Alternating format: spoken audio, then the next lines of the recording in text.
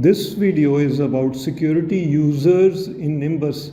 This means those users which will operate Nimbus software. We open up security menu and click security user link. Then the security user screen will open up.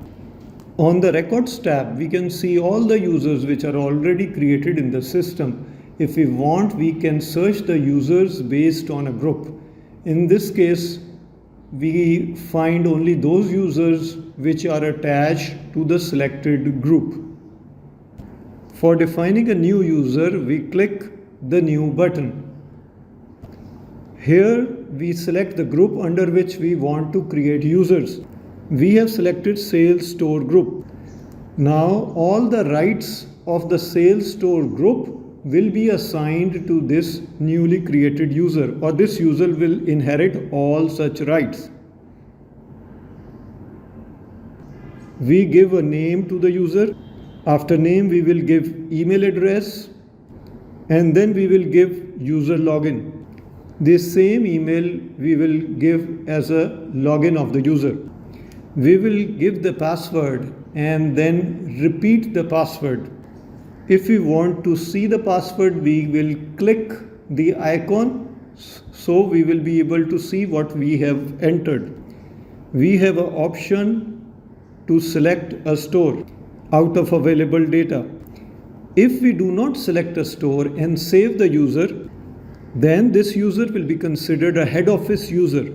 We can assign any rights, but the user will not be able to do store specific tasks if the store is autonomous.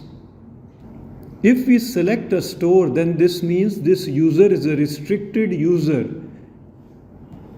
All inventory related tasks can only be performed for this particular store.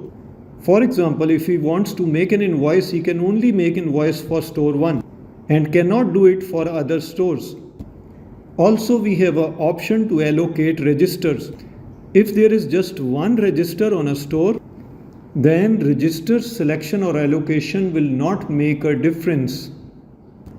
If we have multiple registers in a store, means multiple checkout lanes or cash tills, and we select a particular register, then the user will only be able to work on that particular register. More user right have enable cost price. If I check this or assign this, then this user will be able to enter the cost price and view the cost price throughout the system where cost is available. Otherwise, cost price will be hidden from the user. We can make the user inactive if he has left the job. Any user can be changed to inactive. We can upload a user picture by using the file load option. That's how we make a security user.